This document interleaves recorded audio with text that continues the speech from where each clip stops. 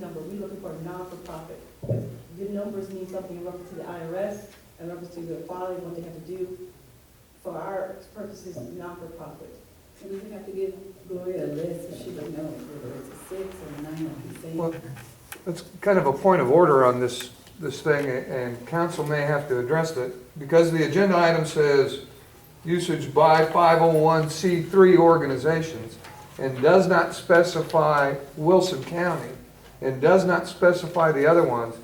Can action be taken that would be, say, IRS approved tax exempt entities in Wilson County? Would that be a violation of the Open Meetings Act, given the way the agenda item is written? It's written specifically, the observation is a correct one. 501c3s is what I was asked to address in drafting the item. And there's nothing specific to Wilson County. It could be from Carnes, it could be from there, it could be from one of the surrounding counties. So if you want to narrow the scope to the county, you need to say that. We haven't. If we want to enlarge it to what Mr. Lifon's talking about other times, nonprofits, there are nonprofits that aren't in the same class, we need to pass another ordinance. But to address Mr. Miller's question, can you take action on it if it, within the motion is stated in Wilson County, even though it's not written in the agenda? My answer to that would be, because I wrote it that specifically, no, but if you want to come back and do it another time, you certainly can. I would recommend that we table it and do it correctly. Okay?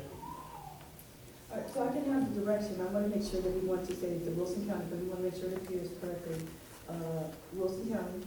And then do we want to expand on, or do we want to make it generic or as broad as possible in reference to tax exempt based on IRS? And then we can list, invest all those numbers, the 601 or whatever that is. Can we Is that see a okay? list of those organizations? Because I'm not sure what we're talking about. I think get to a list of who has participated, but not necessarily who they She's come. asking for a list No, of a list of different those types. that fit under those numbers that have been. Such as a C3, C6, C9, that she wants that to know. Well, and it may be, excuse me, it may be easier to list those that are listed by the Texas Controller as nonprofit. That's a broader category. And that would include, I think, Mr. Lifon. Can we run it with by Wilson County? I can go ahead and go to the IRS and pull out all the tax exempt because they do have a list, and we can also pull it out by county. So yes, we can have a list. Okay. That's a good idea, Ms. Connie. So, Right, then we'll have that proposed on the agenda as directed for staff at the next council meeting. Is that okay? But you're still gonna confine it to Wilson County? That was my understanding. We wanted to Yes. find that. I thought that was what the direction of the council. Yes? yes. Is there a motion and a second on the table? Not yet. We just got it. Okay, we have a motion to Take table. a motion to table it, yes. Councilman Castillo, do I have a second? Second by Councilman Guerrero, all in favor? All opposed? Motion carries 5-0. Thank you, Council, I appreciate that. Okay, now we're going to go on to 3H, consideration and action to receive a report on requirements of the Texas Alcohol and Beverage Commission for licensing and insurance, and take steps to approve recommendation for continuation of beverage sales at scheduled events. Come on up, Rudy. What we have in your packet is, it is probably under section, the first section, 2C, I believe. Yes. Y'all go to 2C and have some paperwork.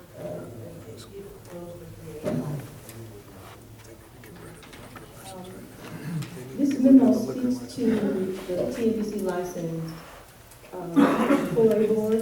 And as you know, we've had several resignations. We just had one the other day that I sent to you all. And it's all around what's most important is the license there. And I'll let Ruth speak to the license and I'll stay for any questions. Well, basically, what we're talking about on the licensing, this memo from the council for the 4A talks about the fact that they are looking at themselves as being a pass-through agency for the funding that comes through the sales tax and not necessarily as an agency to handle the TABC license. That's in the first paragraph where it says the permit authorizes the holder to sell for consumption, et cetera, However, the actual permit document has not been released by TABC due to the requirement to update the list of board members. So we're at a hiatus for the board members are not up to date with the TABC. They're frankly not up to date with the Secretary of State. And we're looking at TABC to get some new people on board. And the board indicates so far that they don't want to have the TABC license. So at the end of the letter, which is I believe what the manager is talking about, the three options are: one, the city of Floresville may obtain a TABC permit with the city manager or city council listed on the permit.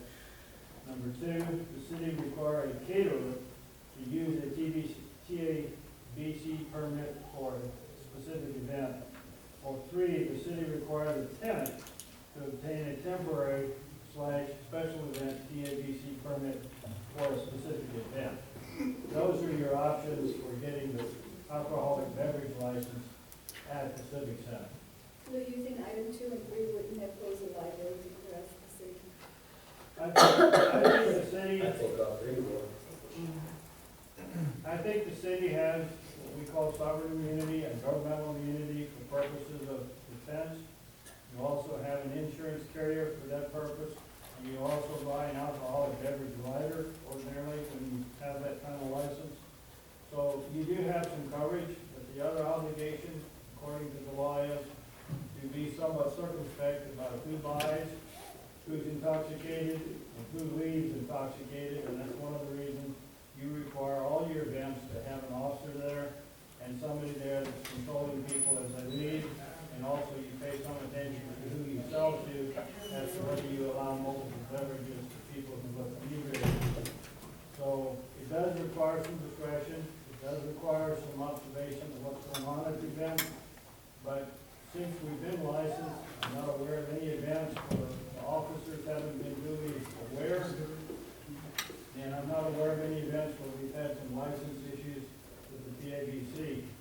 The issue right now with them is purely names and bringing the permit up to date. The fees have been paid, and what we have right now is a permit in process. And so they need to have a name assessed with that, and so that's where we are. I've spoken to the attorney, thought about this, and we need to have this license. And we tried to outsource it. I know they tried one time before. It's really going to be an undertaking, and it may also be what will happen, but what we can do right now is address this issue. One of the options that we can do is that the permit can be issued in the city manager's name. We can talk about the title and then have the holder sign, or the mayor's name in reference to that. And whoever has that title and that name. It's up to the council for directive in reference to what we need to do, but the clock is ticking. It went from not to such an important issue to that we may not be able to receive liquor deliveries very soon. What's the time frame that needs to be taken care of by what time? Well, they didn't give a specific time, but Mr. Killer's office has stated that they need to do this as soon as possible. And they are actually not going to be before his attorney by their choice by the end of this month. They've actually decided to not be their representation, not represent them any further. So they are because they'd like to have this resolved before they leave office. So they're able to sell right now, Yes. Yes, but we don't have a stop date. we don't have a stop date, but we don't have a license either. We have a permit pending. We have a receipt saying we paid for it. The liquor distributors have asked us several different times today, there's a number, they need to see our license, and so I don't know how long we can So we continue. can sell with just a permit. We don't have a permit, you have a receipt. So how are you selling? We're selling based on a pending application, which, It's almost there. You're almost not there, you're almost there. we're in limbo because the applications that we submitted. I'm gonna go ahead and make the motion to appoint the city manager as the listed on the permit for the TABC licensing. The Does it require two signatures? It's going to require the secretary as well, on the application as well. And has Monica agreed to do it? We did speak briefly about that earlier tonight, and she has. Excellent. Second.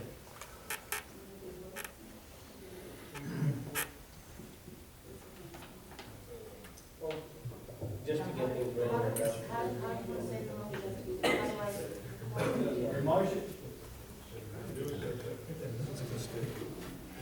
It's opening up a great deal of The liability. motion I recommend is that the manager has offered and the secretary has offered to be on the license as the named licensees, and you would accept their offer and move to approve it.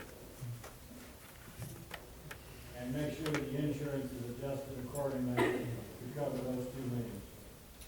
Okay. Before we take a vote, I'd like to entertain citizens' comments. Madam Mayor, I think you're entertaining significant liability when you talk about a TABC license being managed from City Hall. When all the alcohol sales and purchases are done out there, this is something that city staff are not going to have direct vision on, much less the distribution of alcohol or the sale of alcohol at the event center. I think you're putting an extreme liability on the city manager and the city secretary as well as the city of Floresville. Until we have management of that facility, okay, where somebody at the facility can have eyes on the alcohol being sold, that's the person who needs to be on the license. Just as a bar owner or a business owner takes on that responsibility. I Is think there a you're, way to get some, to confer with the TABC, to get some information from the TABC to say, you know, what would be their suggestion? I mean, would they? Well, I mean, historically, Mr. Gleason has been on the license for some time, and I don't, Well, whoever's on there now, I'm sure they haven't been there when the beer's sold or received. If you look at your package, members of the council, there's an answer on page 2, on the third paragraph. It says, based on discussion I had this morning with the TABC licensing specialist regarding the circumstances and facts listed above, the TABC licensing specialist determined that the city manager may be listed as the sole representative on the permit if the board decides to keep it in the name of the Floresville 4A Corporation. And that's one of the other issues. They indicated, as I understand it, they don't want it in their name. I don't This is think they based have on a- the fact that the city created the 4A Corporation. If the board and city manager decide to proceed in this manner, this would require a letter from the city manager to the TABC stating that she is the sole contact for the permit as agreed to by the board. So we have an issue here. Mr. Miller raises one issue, but there's actually another issue, and that's whether the manager is going to be on it with the 4A board or simply the manager and the city secretary. So that's the only way that they can be approved if the board agrees to it? Not the only way. It can be done as the letter concludes by just simply saying it could be the manager or the council, or it could be the licensee, or it could be either the penalty for an event. Are there any more active members on the 4A? we have a representative here from Florida, and Mr. Gleason is active, is currently active, and Ms. Rose? Leanne Rose. Leanne Rose, I'm sorry, Leanne Rose, I think there's 3 left. And Andy. Oh, I'm sorry, Mr. Johnson. Okay, we have some questions. Mr. Gleason? I just wanted to say that I've been on this license for almost 5 years now. And Mr. Miller said about the liability concerning the city. Well, as it has been for the last several years, it's been the liability on me. And I've been assured several times to the city that we had insurance to cover this, and we had insurance to cover that, and the city would, but the reason the board does not want to be on there, I think, is primarily because we have nothing in writing from the city council that there is insurance, that there is coverage for us. Also, if we are going to only take in the sales tax and have no control, I'm sure none of you would want to have the responsibility that goes along with the beer license or the TABC license without any control or management of the sale. Right now, Gloria has been doing a good job. In the years that we've done this, we have never had been cited by the TABC. We've been audited. We were told we were doing a good job. We've never had any incidents that I know of. But, on the other hand, that's a large responsibility for unpaid, unelected people who are serving on the board. It brings another question, Counselor. The 4A board, by law, is responsible, as I understand the tax code, is responsible for receipt of the sales tax and payment of the debt. The operation and maintenance of the facility is a responsibility of the city. And So that's- tasking the 4A board with a beer and wine license seems inappropriate under the law. Going back to our responsibility, that was what we understood our responsibility was until the insolvency plan, when we were told that we were to take over management of the facility at a certain time and space. And so that's what we're asking, and all we're supposed to do is be the receiver of the sales tax and payer of the debt. Then we should not be in the alcohol beverage sales business. I believe that the city manager should be on that license because they are responsible for the finances. The 4A is not involved with any finances. I believe if y'all were in the, y'all were on the license, 4 or 5 of y'all, I think the responsibility should be on one. And, she get any deal that they're making, y'all were never there when y'all bought beer, when Gloria bought beer, whatever, and y'all were responsible for that for 5, 6 years, whatever, or the place has been open. And I believe that the city manager, since she's the head of the city, she should be taking responsibility on that. I make a motion to put her as. Thank you, Councilman Rose, I appreciate that.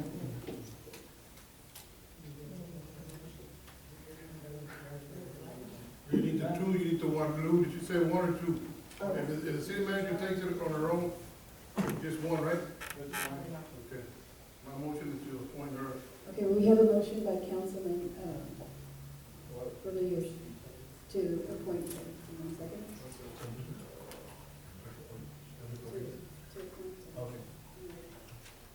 I have a motion by Councilman Rodriguez, second by Councilman Morones, to accept the appointment of Henrietta to go on the license. All in favor? Aye. All opposed? Madam Mayor, may I answer one question directed to me? May I finish the motion? I'm sorry. Motion carries 5-0. Now you Mr. Miller's comment about the article of incorporation is substantially correct. They are a pass-through. They're pass-through organizations for the sales tax. So does the license now go back to the city and not the 4A? It would be taken out in the name of the city, correct? Okay, now we're going to go on to item 3I, which is consideration and action to direct and authorize the city manager to cost and procure construction bid documents for advertising for public bids, opening, and subsequent award with respect to implementing the repairs litigated for the Civic Center by methodology of council selecting one of the 3 approved engineering firms to prepare specifications for the scope of the project and having city manager and selected engineer report to the council each meeting as matters progress. Thank you, Mayor. And thank you for allowing us to be on the agenda. Some of the problems that we're having, as you know, thank you to the 4A board for working diligently in that lawsuit, but it has been settled, and the funds are now available, and we need to make repairs to that building. Just last Friday, Gloria had another leak. There was some flooding going on, and there's repairs that need to take place. Flooring, painting, all those kind of things, but we can't do any of that till we address the roof. And so what I'm asking is, you all have already, the city of Floresville has approved 3 engineers, one being Brewery Engineering, one being M&S, and the other one I haven't worked with them in any projects. Monica, do you know the name of the third engineer? Clock. Kloss. To be able to get the information that was gathered during the lawsuit, write the specifications, inspect the building, take it out to bid, and to be able to do those kind of things and bring it back to you for your approval. We need to address those because actually in this budget, Connie and I, based on your direction, did not put any funds aside to make any repairs or adjustment to that building. But we're going to have some issues very soon. And so what I'm asking to do is to, I've contacted the attorney for 4A. He's going to provide the information that they've gathered to the engineers so that they can calculate that. But what I need to do is have your direction to allow me to get all three to give us a proposal, and I'll bring all three of them back to you. But I just need that direction from the council. At this point, can I stick in the item 2C, which is basically what you're discussing, and what we just discussed?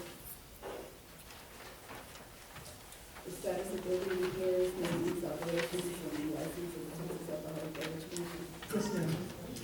Because we're discussing it. It is a discussion. It is a huge project. The funds that they have that we were able to get from the settlement is not enough to do all the work. And so they're gonna have to prioritize it. They're gonna have to have all different kind of alternatives that we can do. But that roof is seriously an issue. And I want to thank Ms. Conley for bringing me the specs that she had on the roof. It is quite an undertaking. And so what I'm asking is that we can have a professional to come and look at the building, look at what we have, prioritize it for us, and give us some numbers on what it costs for them to do it, and the cost of the repairs, do the specs, and report to the city council. Okay, Lou, on this, since I'm bringing in the presentation, do I need to split it so she can discuss? Or you go on to the seven motions? 2C was a discussion item, if you're satisfied. We need to do it, so we were holding it off, and it fits right in here. So Yes. can I commingle them? Yes. So I make sure. Take up 2C and 3I at the same time. If that's with the consent of the council.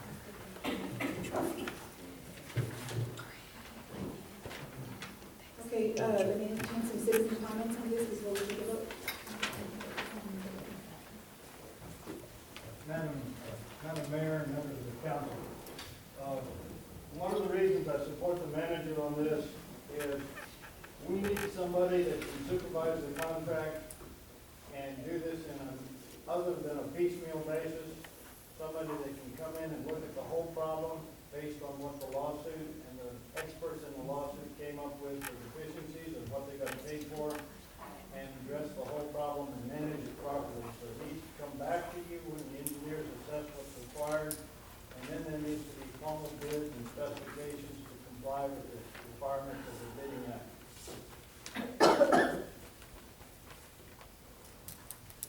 You need to get 3 bids.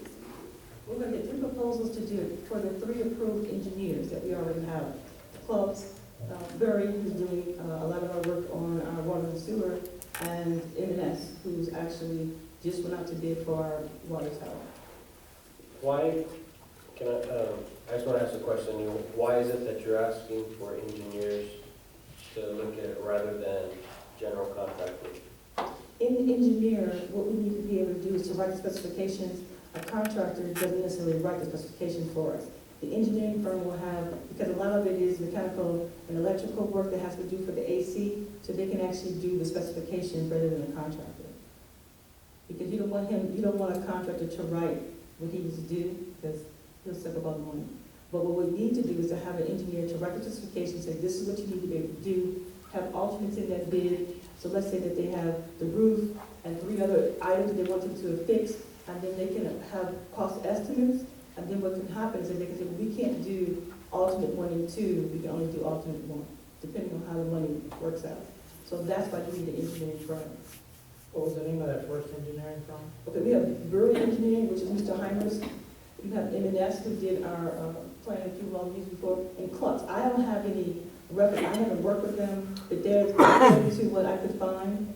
They are the 3 approved engineering firms that the council has approved. I've never heard of that third engineering firm. The name of the person that came and made the presentation was Alan Thompson. He's no longer with plots. I think effectively they're probably out of the picture. Mhm. So you're really looking at M&S. So is it just a two? Yes. Can we entertain a third engineer in there somewhere, so, you know, to, You can, it's just that what you have as an official engineer of those three firms. So I was, then we've if already we, approved those three, and so that's why I was going to Those do. two. okay, then, you know, then if we can just utilize the first two, then if that third one is no longer, you know, That's a in moot the point. picture, or, Well, there's still more than just that individual's no longer with. well, he. I haven't reached out to that organization as yet. I was waiting to see. I mean, I haven't had any interaction at all with that firm. But I've only been here almost a year, that's for one. But we've worked a lot with Burr Engineering and M&S. I have not contacted them. I will, based on your decision of how you want to be able to do. But those are the three approved engineering firms. And it could be that they don't respond. They could not respond, I don't know. I didn't reach out to them until, it definitely was a project that we want to move forward on. I'm going to make a motion to approve. If we get citizen comments on this before. Any citizens comments on it? Ms. Thomas? Y'all probably already know this, we're at $875,000, and, just the roof alone, of course, the Cadillac version of it is $600,000 to fix the roof. So it's not like we have a bunch of money. And that was one of the other reasons for having an engineer to be involved in assessing. I don't know about, I'm talking about money.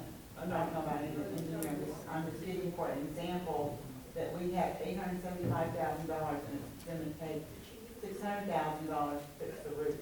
So it's not like we have a whole gargantuan amount of money. Is this an official bid that you received, Ms. Conley? No. Is this an official I haven't bid? known this Yes. I believe that's an estimate that their experts came up with when they were doing the depositions about what was wrong with the building, what they needed to do. And so one of the things that the judge needed to do was how much the cost for all the repairs would be. And the roof was one of the main components. And I believe based on the information that we got, it was about $600,000. And so that's all we need to do. That's a Cadillac version. So what we need to do is have an engineer interpret what we can do, and most importantly, what we have to do. Because what they end up happening, he may come back and say, you need to do these three things. And so after the money's all spent, I'm coming back to the council to say, the engineer says, we still need to do these two other things. And we may have to come up with funding and phase it in. So that's why it's so important for someone to look at this comprehensively as to all the issues that's at that building. We have to sell a lot of beer.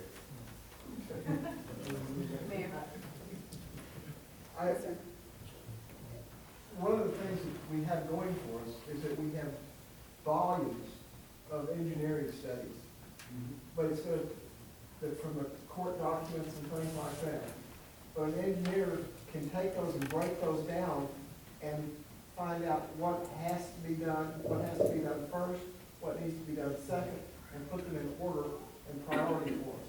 And that's And the, in doing that's that, the agenda. we can come up with a solution to the problem. That's the plan. Will this include the engineer's fees? Yes, their fee will come out of whatever, they have reserved, so it's going to be their fee. Whatever the settlement fees, it will include the engineering fees, yes.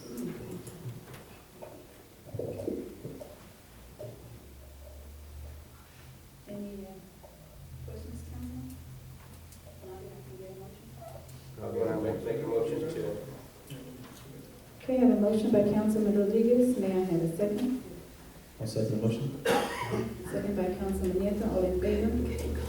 Aye. All opposed? Motion carries 5-0.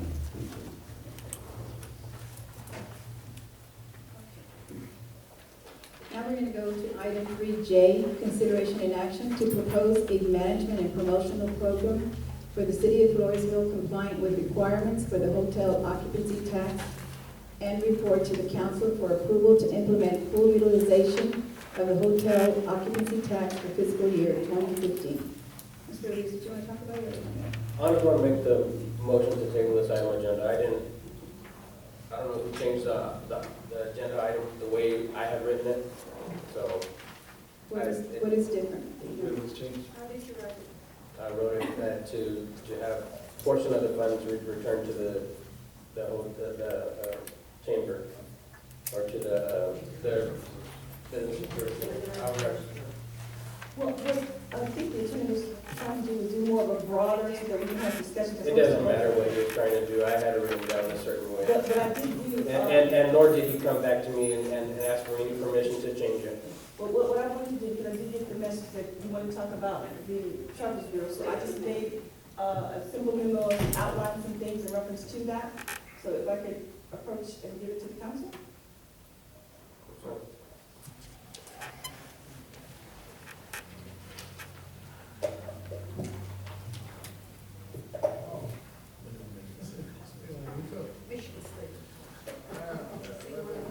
Hey, wait, throw that paper at me. And everybody else, you gave him the hand, huh? Thank you. This one more month, Mr. Chairman. One more, few more weeks. Much better, thank you. Thank you. Okay, so I'm not asking for any action on this tonight, if you don't mind. Because I know you want to take it and digest it. However, just to do the highlights of what I have here is a mission statement, purpose of the Travelers Bureau, and then there's a board of about 15 members that I'm asking for, you know, so we can have a community. I'm asking for a weighted vote, so I'm asking for 2 of those members to be council, somebody that the council puts on there to be represented twice. And I listed the groups. It's a working document, it's a draft. So we can talk about the Floresville, you know, like the district, school district, and somebody from Wilson County and the hospital, and everybody who has something to do with the wonderful city of Floresville. And then what's really important is a funding source. And we can use hotel motel tax as a funding source to fund tourism and convention to come to the city of Floresville. You can also use it for supplies, salaries, office rental, administrative costs to run a tourist bureau, which is what you're speaking to. What that avenue is, I don't know. I really think it should be an entity all within itself. Funds can be used for advertising and signage. The mayor and I have worked with several different people who are coming up with a sample, because some of our signs are worn. I know you've seen them. Especially I need the one that look pretty up there by that foot massage place. So we need to have a new signs on what they want, directing people to our historical downtown, directing to our shopping. This is just a sample of what we can have. As long as we're talking about advertising, attracting tourism, even a sign where the chamber is located, and hopefully that can be the additional location for the Travelers Bureau in a new entity, because they have a new location. So that's what you can use the funding for. And on the last page, because I believe, Connie, you said earlier today, there was about 400,000 in that hotel motel? 78. Yes. Almost $500,000. I'm almost there. Can I round up? Yeah. About $500,000. And so if you look at the last, you want to allocate the funding. I think it's strong recommend that we spend it all. But look at what you want to look at as salary range for a person, because we do need to have a person to work there. Salary range about what you want to do for signs. And I know the Mayor Pro Tem and I have had several conversations about a sign here that we can advertise in tourism, direct people for downtown. What you want to reserve, if you want to reserve a certain percentage of that, we can put that in reserve. And different projects, you can do historical restoration, you can do art. We just need to think about how we can spend this money, spend it wisely, but the purpose of the committee is what they want to do with these funds, or what they want to host, if you want to host something. So this is just a draft. I don't know, Councilman Rodriguez, if that's what you're looking for, but I wanted to see if we can address some of those questions. And of course, if you care to partner with the chamber, it's up to you, but we would need to have an agreement to talk about how that would work. And so it's still some more work to do is in the draft form. Again, I'm not asking for any approval of this. It's just a food for thought. I'll be quiet and listen to any questions or comments you all may have. Mr. Mayor, what was the total amount collected for this year alone? $300,000. For this year alone?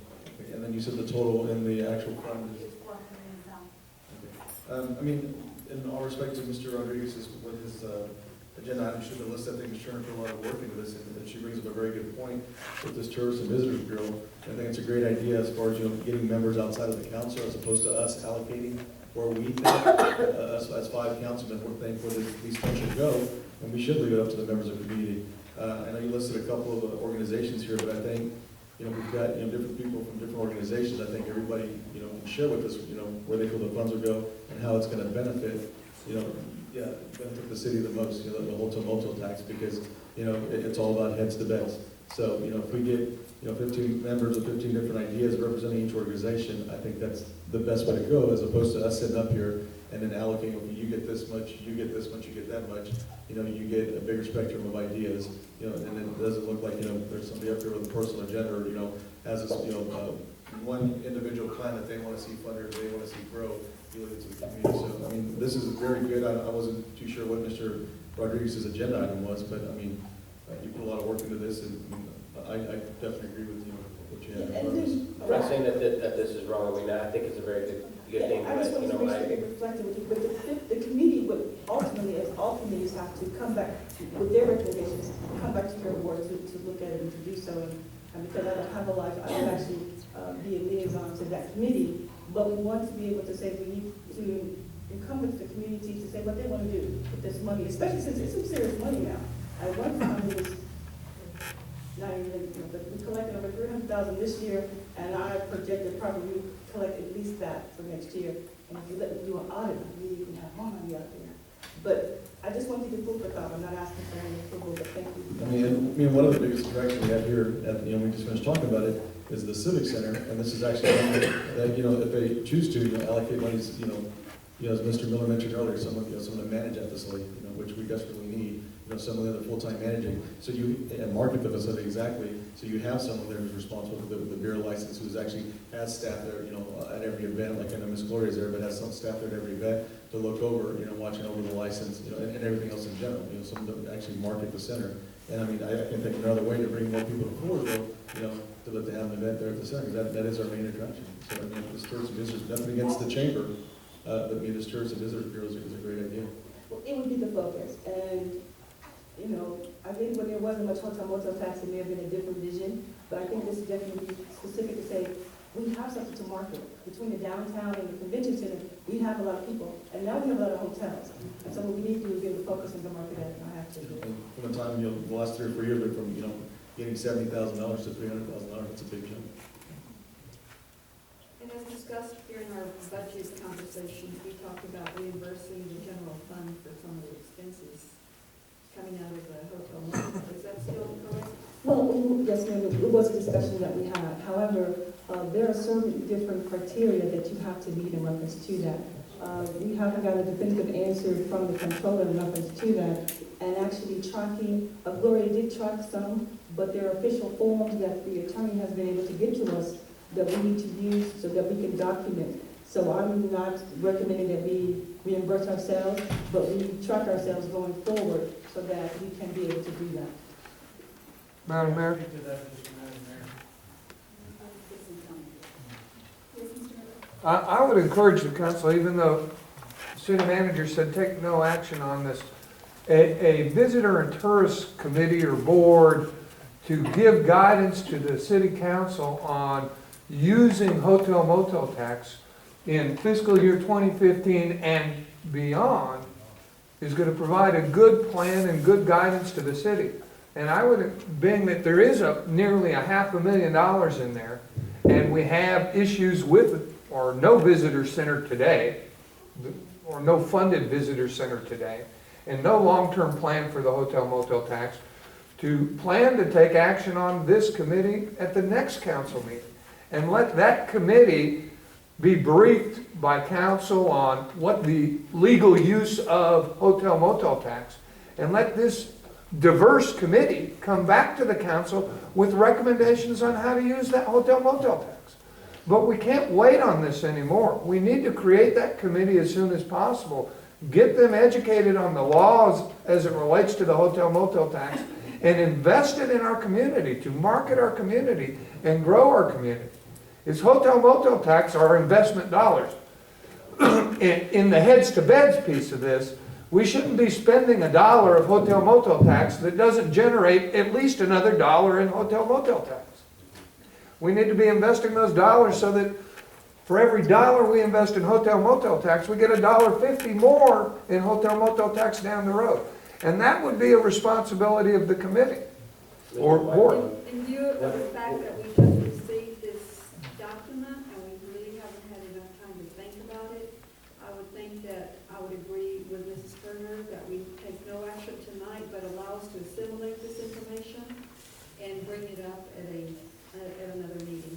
Well, and that was my point, Councilwoman, was that despite her comment, not take action today, but be prepared to take action at the next council meeting to create this visitor and tourist board with the tasking of providing the council with guidance on, or recommendations on how to spend hotel motel tax. But the way this is worded, we're not necessarily approving a visitor's board right now. I mean, you're just basically, given permission to, to move forward with it, correct? The agenda item doesn't state that. Yeah, that's what I'm saying, we're not approving a board today, or, we're approving a tourist and visitor bureau. I mean, it just basically states about proposing a management promotion program, which she's provided with some information on what the plan is. So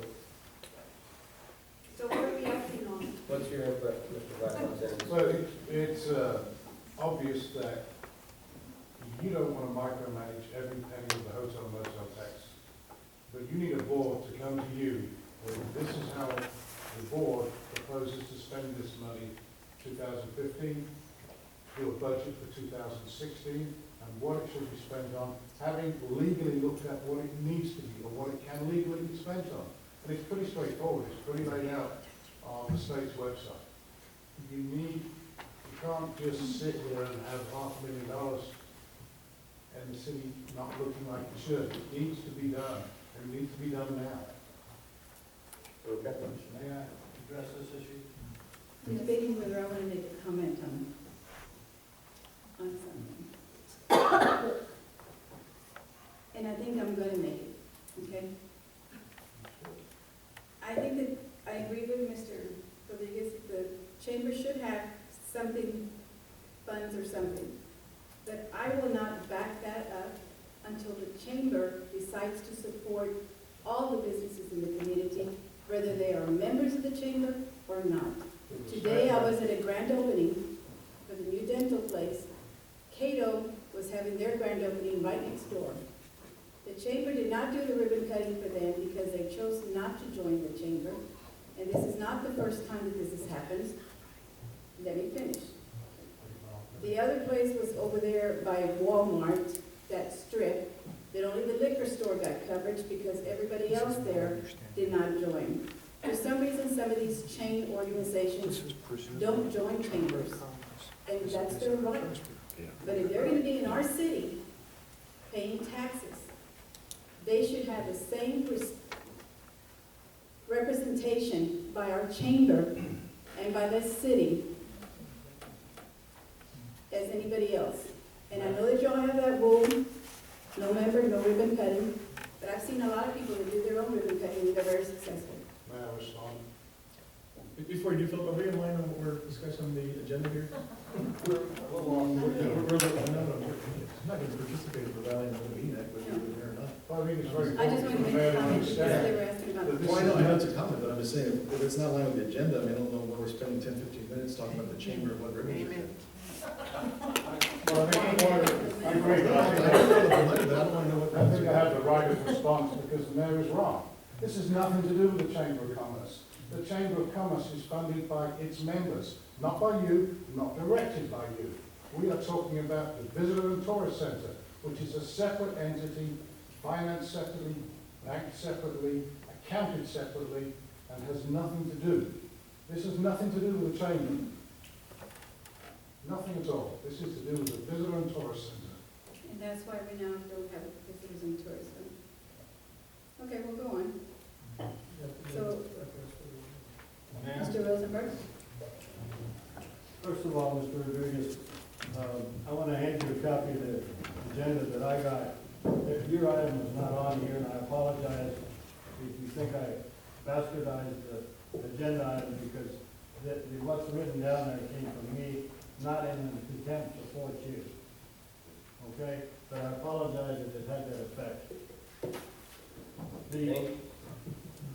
the item that I wanted to address tonight, we talked in 3 separate budget workshops about the hotel motel tax. Each one of you should have before you one of these green documents. And I have copies here for interested parties, as long as you leave me one.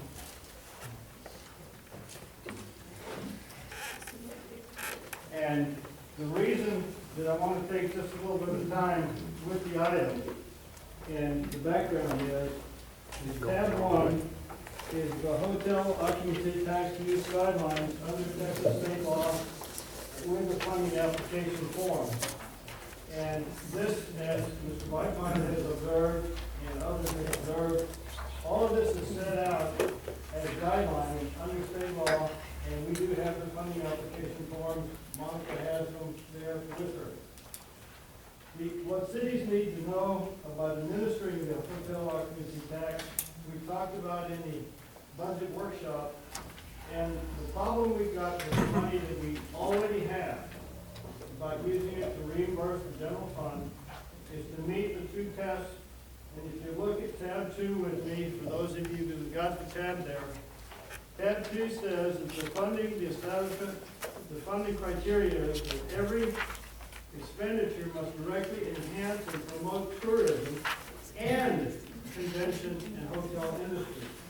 And the problem we've had is we've not been able to really definitively document that what we've had over at the Civic Center has benefited the hotel motel industry. So now we have questionnaires from the Texas Lodging Association to complete for this coming year to document that aspect.